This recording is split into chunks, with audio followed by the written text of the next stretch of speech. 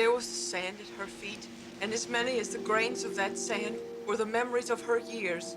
Brad, Elliot, Gerald, in and out of her life, as the tide that came now to wash at her feet. Gone seemed to say the lapping tide, all gone, but her memories and this, her simple house by the sea.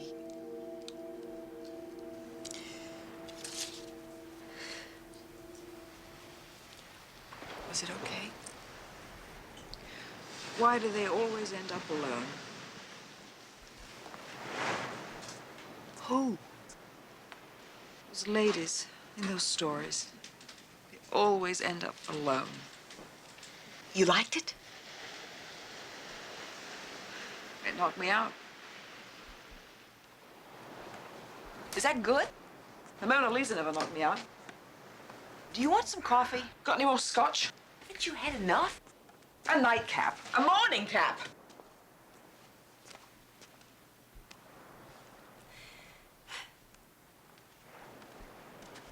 I don't want you to tell me any lies, Liz. Don't worry. I need to get to sleep before I can tell a believable lie. Did you like my book?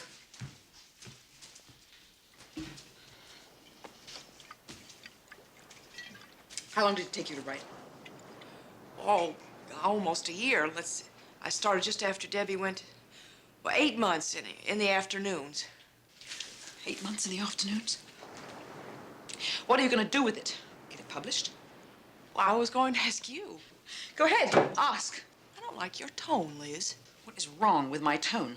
The New York Review of Books said I was a master of irony. I'll drink your gin and go to sleep. You want me to show the book to Jules Levy? Well, I want you to do whatever you think is right.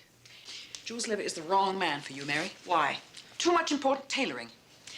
He's like an apple the butler polishes every day. He's the most impressive publisher in the business. Let's say he's impressed. Liz, would you show it to Jules Levy and, tell him it may not be like some translation from the Russian and I haven't escaped from the Iron Curtain or anything, but I do know what it feels like to have feelings. You know what it feels like to have feelings. I suppose. It's not a supposition. It is a fact from the master of irony. Merry Noel Blake knows what it feels like to have feelings. Well, that is worth money in the pocket, but not Jules Levy's pocket. He doesn't have any pockets. Too much expensive tailoring. Why not Jules Levy? Jules Levy is interested in something called serious art. Serious art! Ask him and he'll tell you. There are only 2 markets for serious art in this country, homosexuals and Jews. That's an ugly thing to say. What? Homosexual or Jew? I could smack your face and not even feel it. Another gin and I wouldn't either. What's wrong with me writing a book? Makes you so jealous, huh? Nothing. What is wrong with learning to balance balls on your nose 8 months in the afternoon? Maybe I should learn to balance balls on my nose. Balls, I should. I'm too busy writing and rewriting my first 100 pages for that famous apple-polished, impressive publisher. He has been waiting years for what they call my second effort. Do you know what it is to be blocked? Can't you develop a few hang-ups? Don't you want to write major art and knock him out at the local gay Hadassah? Why are you all shouting? Liz is just being a simple bitch, is what we call it down home.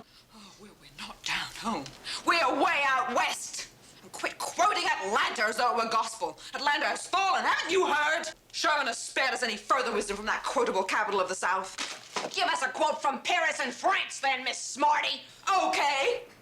In Paris, in France, they had a guy who was, for the record, both a homosexual and a Jew, who wrote a 7-volume book they continue to refer to as a masterpiece.